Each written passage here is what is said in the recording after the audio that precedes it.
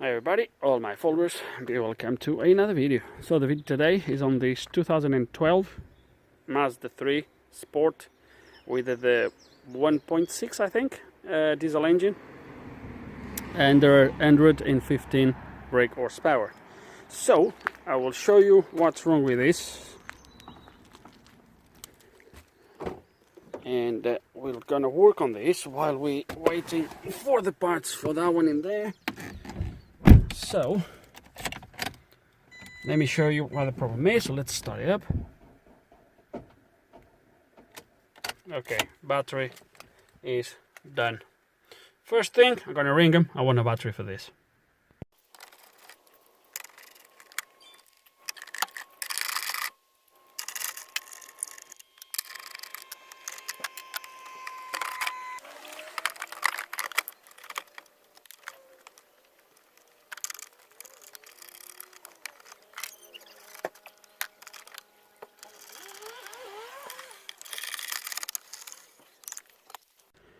And let's try this again. People need to understand, because everybody that brings me cars pretty much knows about it. I do not work on cars if the batteries are bad, because that just brings me problems. So there we go, start it up. And the problems are the ones you can see on the screen: engine light, ABS, ESP. I don't know if they are related whatsoever. A quick scan and we'll see if they are, if we're gonna do separate videos or if it's just gonna be one video covering the lot. I don't know. So let's gonna pull this behind the Skoda so I can bring the tool out and give it a scan like so. That's fine. Right, let's gonna get the maxi sys, give you a scan and go from there. I was told the car drives absolutely fine otherwise, no problems at all. That's what I was told. But so far I don't need to go for a test drive because we have lights in there. I just want to scan it and see what we have. So here we have the car details. It is the 1.6, as I said, diesel. So yes, it is fitted with DSC. With lane change, I don't think it's fitted. Advanced keyless, no, it's normal keys. Anything else?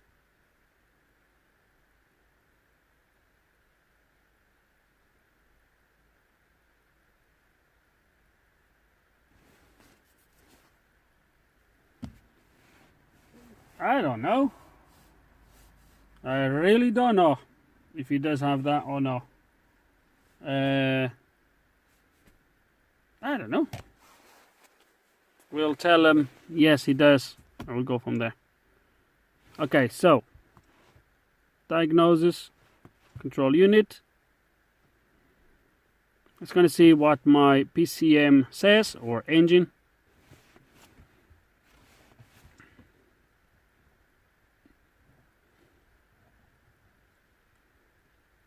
Now, if we do have something on the engine that would cause any of the other lights, most likely it would cause the ESP light, not the ABS. So I don't think they will be related, but we never know. Okay, system voltage low. What else? Control me use unused fault code. Invalid data received from anti-block, blah blah blah blah. Invalid data received, pending, anti-block. So we have invalid data from the ABS module and P169F control module, unused fault code. Not really sure what that one means, but let's gonna go back. So I don't know. Could it be that is the fact that there's something wrong with the ABS and that the engine light comes on? I don't know. We can communicate with the ABS module, which is good.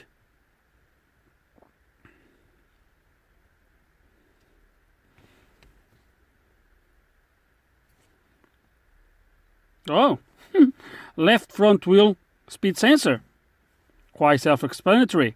Battery voltage low, I don't care about it. And the low voltage battery could cause any other sort of codes. So I think what I'm going to do from here, guys, is actually rather simple.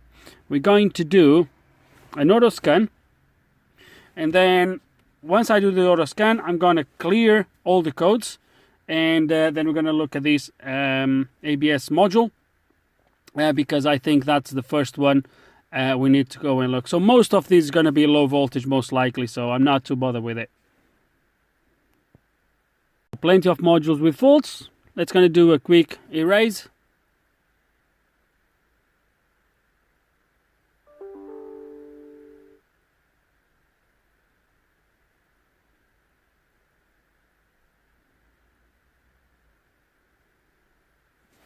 And looks like we might gonna have an easy one. We might gonna have an easy one.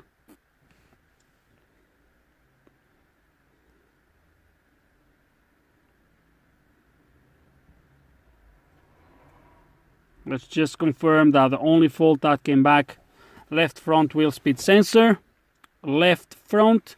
That's gonna go to my live data. Let's start this thing.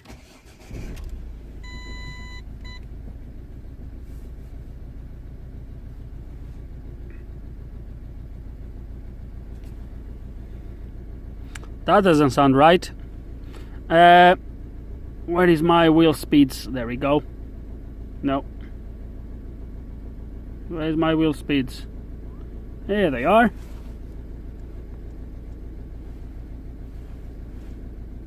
Oh, come on. What have I done? Oh, I touched that corner there, didn't I, for the camera? Right front wheel.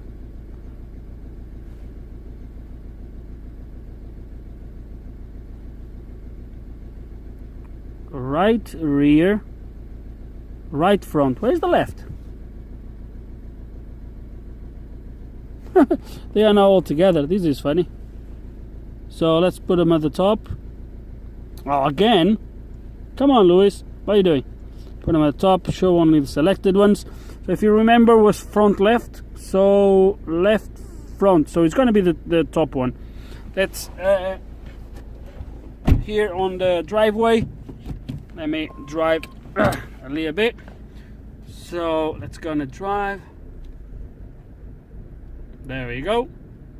Self-explanatory. They all read except that one. So let's gonna lift the car, take the wheel, have a quick look, a quick inspection, and go from there. Fingers crossed, it's gonna be an easy fix, and it's not gonna be more than this. But obviously we're not gonna go just start to replace parts, because you never know, you can get caught.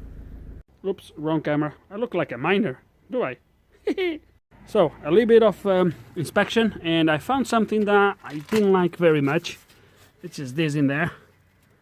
I don't know where this has been rubbing, but it's been rubbing somewhere.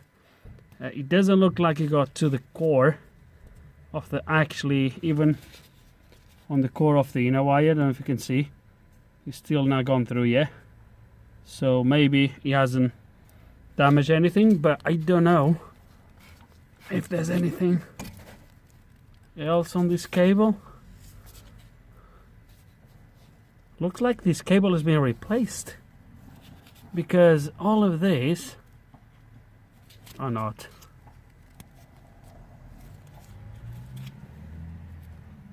Maybe not.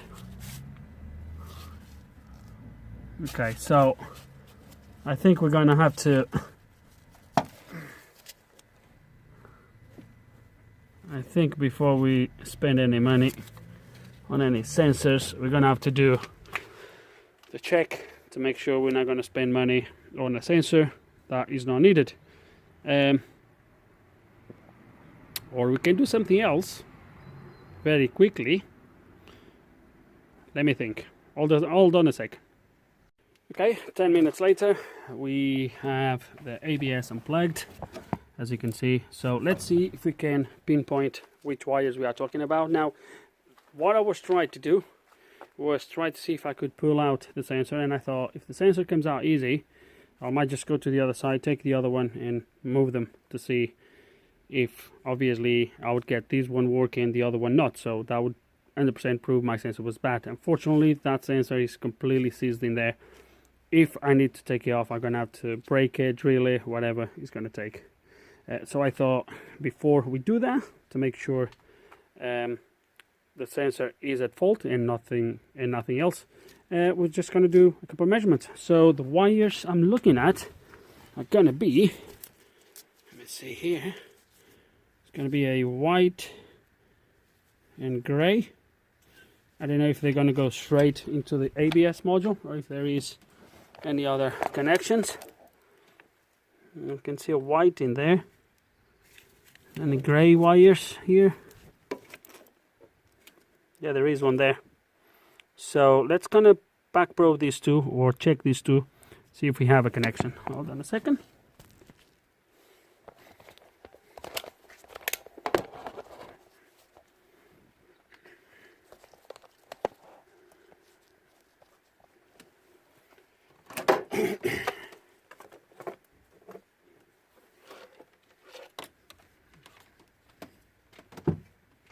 So on the sensor, we are probing the, I already forgot, the gray wire. Let me see if the gray wire is this one here, which is pin, let me see, one, is the 1, 2, 3, 4. 1, 2, 3. No. It's the first one that is a blue wire. Are these wires changing colors then? It could well be. So it's definitely a straight connection to this one. Might be that the colors are not right. Let's gonna check the other one. Is the white one. I don't know which one is gonna be. Is it gonna be the next one? No. Maybe.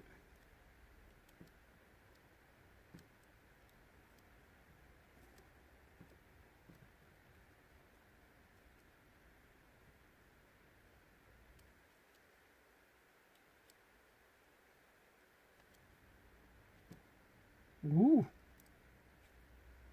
Looks like we have an open line on my white wire. There we go.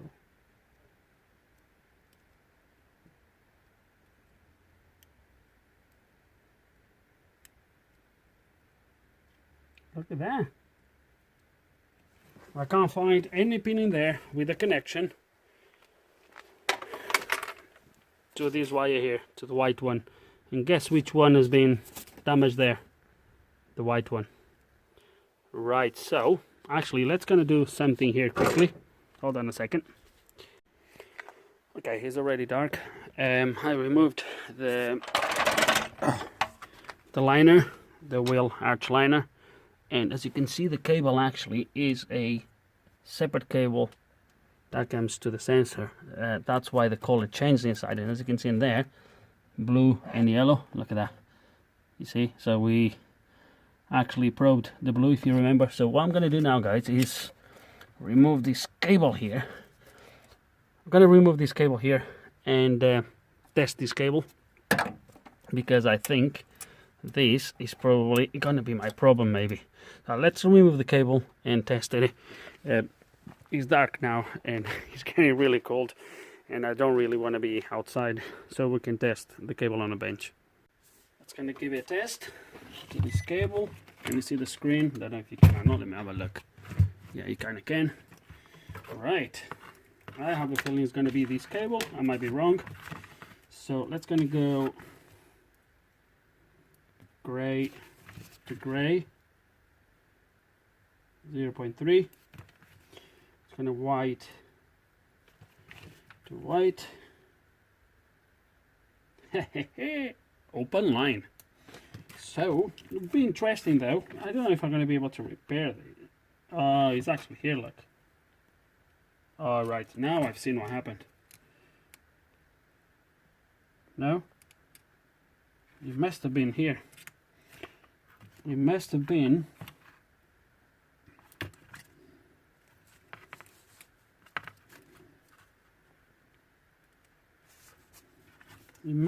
here where the cable has been touching something.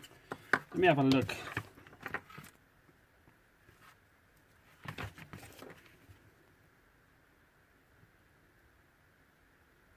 .3, 0.4, so it's okay here actually. Whoa, where's the cable failed then?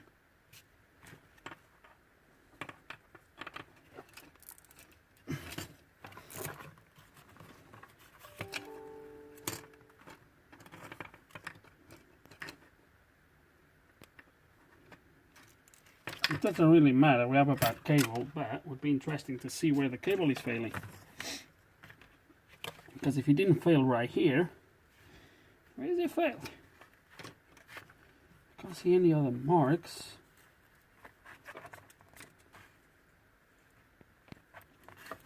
No, it doesn't really matter. I think the best chance is let me see if I find the failure. Okay, found. Right, so this is the bit that goes into the wheel, if you guys remember. And this is the bit that goes at the top. And it was broken right here. You know, the cable comes from the wheel latch, goes down, then comes up into the shock absorber, and then it fixes in the shock absorber.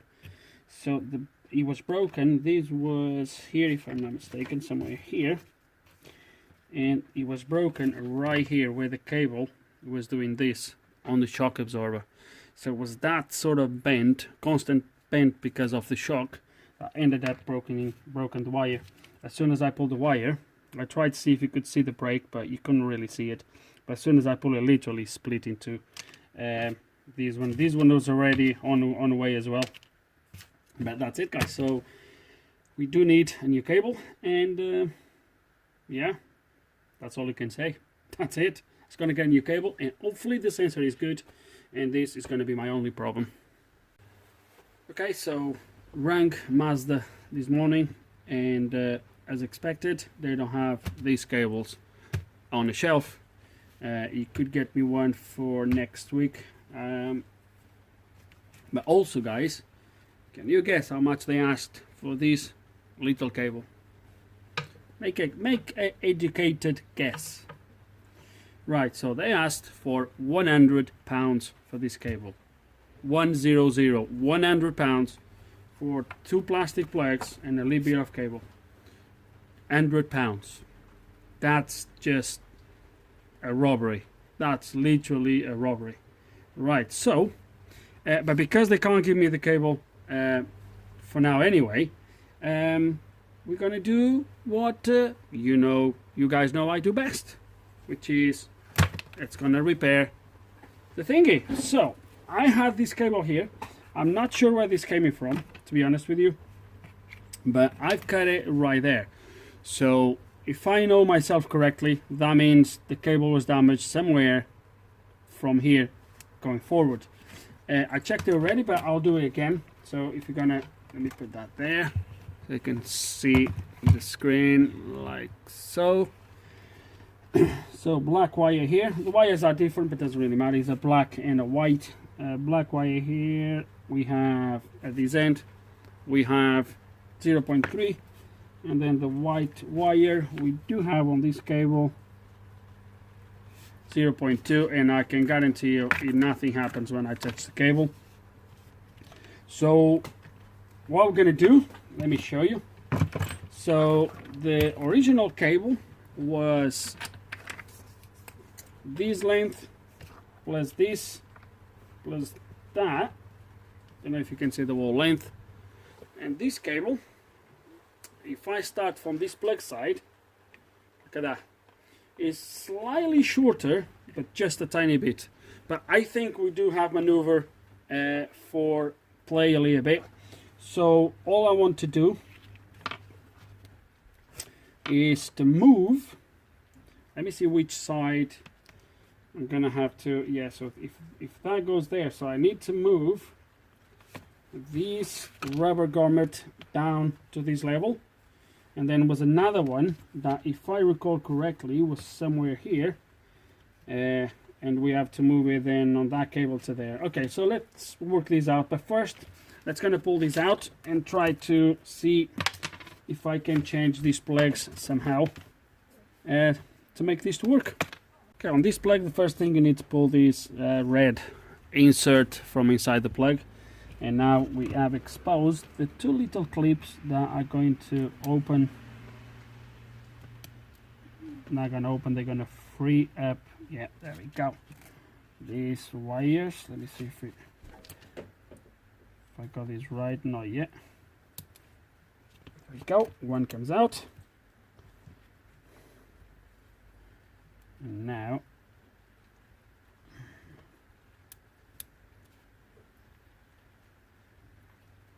this one also comes out, but let me just mark this so I know what is what. I'm gonna put a black mark on the white cable.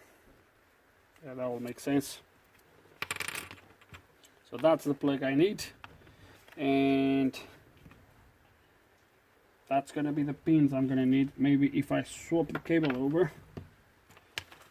I can put that there and then back into the plug. Yep, that makes sense. Let's gonna do that. So there it is.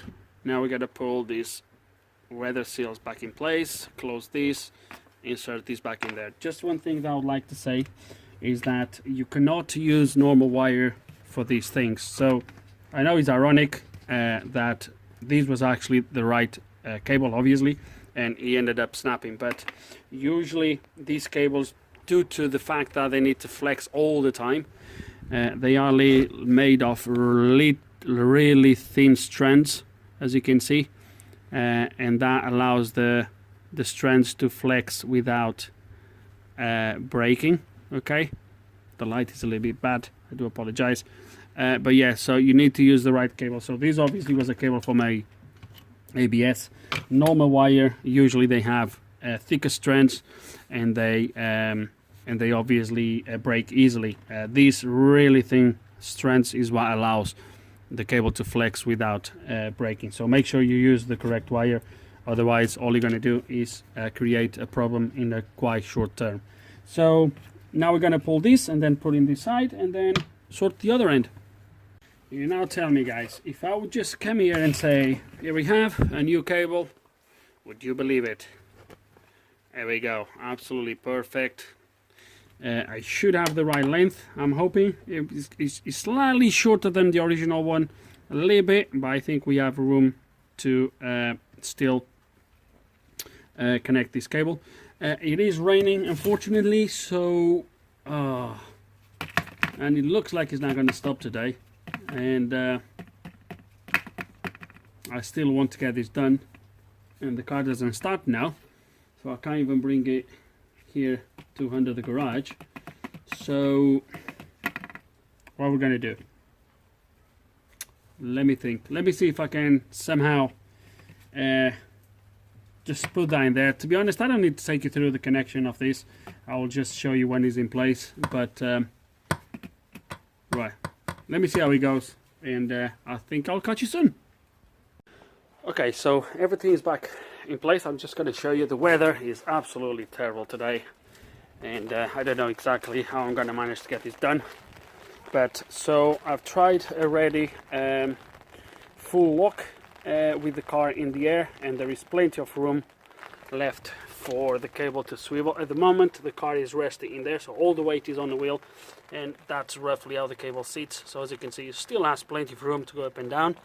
I had to turn that plug in there down. That was leveled horizontal. I had to put it like that to give a little bit more room to the cable, but that doesn't really matter.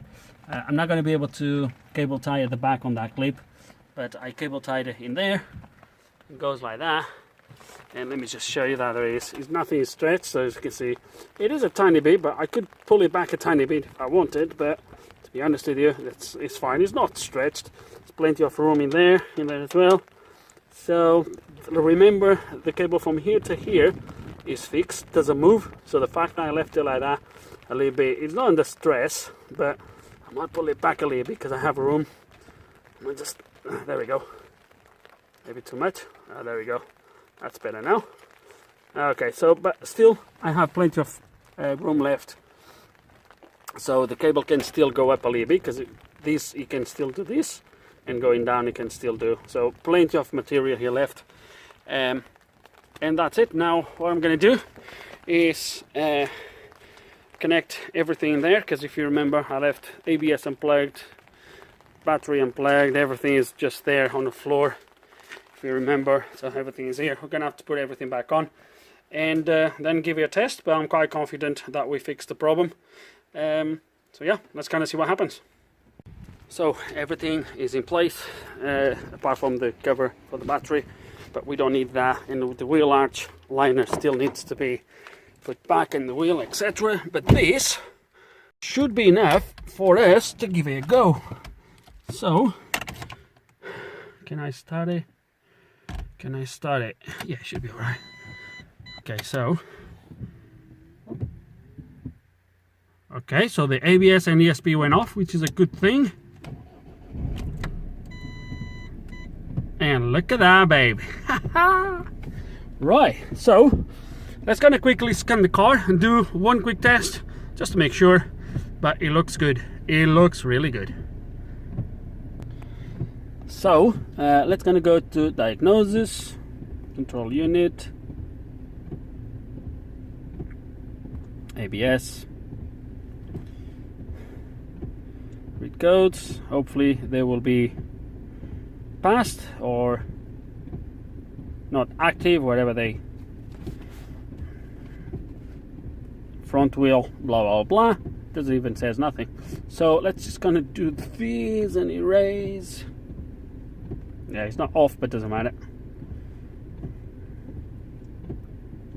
Some cars, they do not really allow it to clear the codes if you don't stop the engine. Some others they do, depends on the car. So there we go, no fault codes detected. And we're going to do one last test, which is load this live data. I'm going to go out, rotate the wheel by hand. Obviously I'm not gonna be able to see it, but I see no reasons why this is not going to work. I'm not sure. This surely is not right. Maybe the sensor is not, I don't know, installed. So let's put it like this. Okay, so we want to look at front. Where was that? So these two, let's kind of put them at the top. Okay, so front the left, which was that one at the top. Let me rotate it by hand and you guys tell me what happened.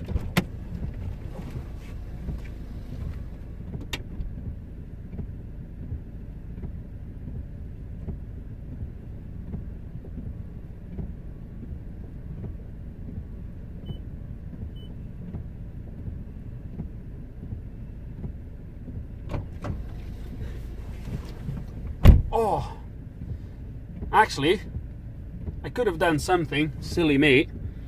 I could have done something. I know. I could just stop now. Oh, there he is, look, actually. I don't even need to do anything. So there he is.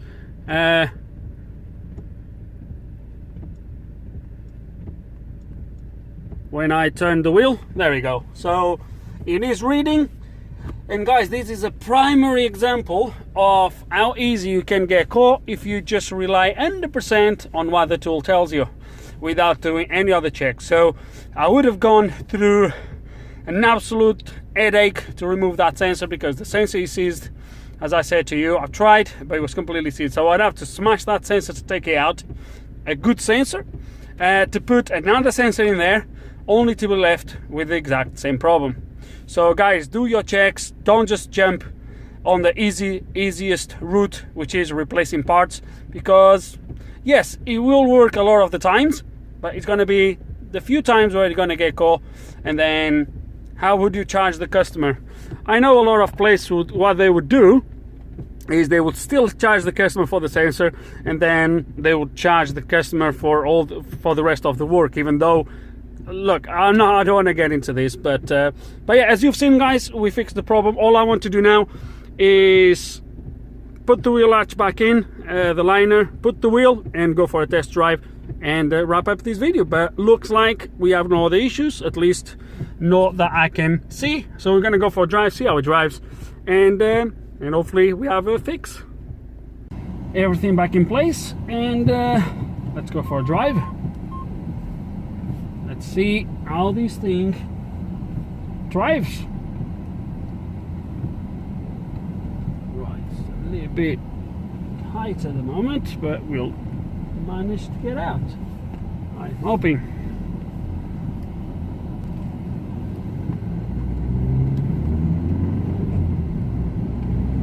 Well, let's go. No lights. I'm looking at the graphic that I've left on the light data. Both front wheels are reading absolutely perfect. So we're just gonna try. I don't see any reasons why not, but we're just gonna try to activate the ABS. Yeah, it's reading okay. Yeah, guys. Another primary example of the importance of testing before you replace parts. Very important. So let me try to see. I don't want to. Maybe there.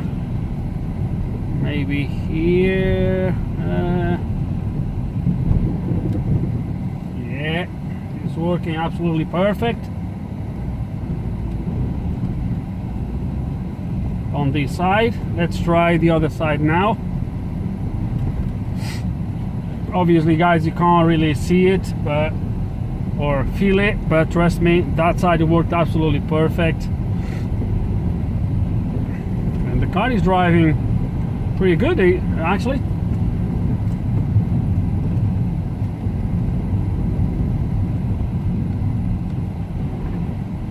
I don't want to do it here because I'm just gonna do it on the other, actually down here in this corner. Right, let's press.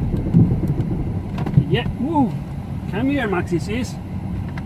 Yeah, perfect. Both sides are working absolutely fine. We're just gonna turn around.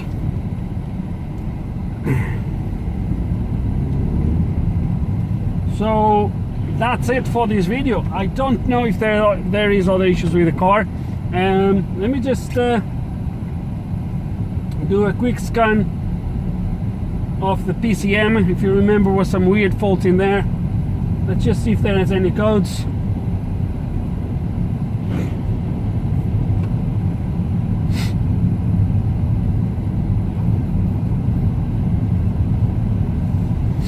And but that's it for this video, guys. This video obviously is going to be about the ABS.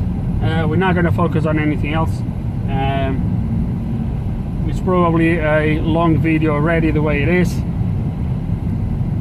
Okay, I'll put fourth gear, no problem. So,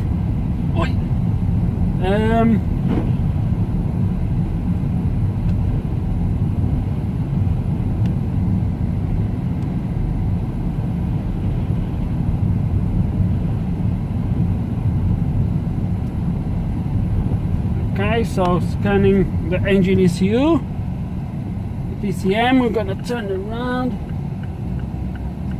Oh, I left it in neutral.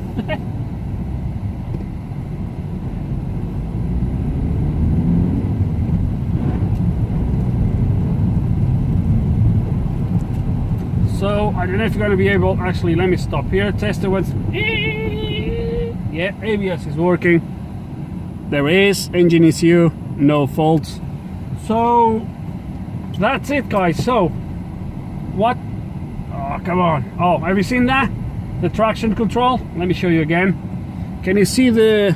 Oh, you cannot, can you? Let me turn it around. Maybe you can see it like that. So when there's actually traction control. You're going to see the traction control blinking when that wheel starts to spin. There you go, indicating the traction control is being activated. So that's it. I don't need to repeat again. You've seen the video. That's it. So with no further ado, hope you enjoyed the video.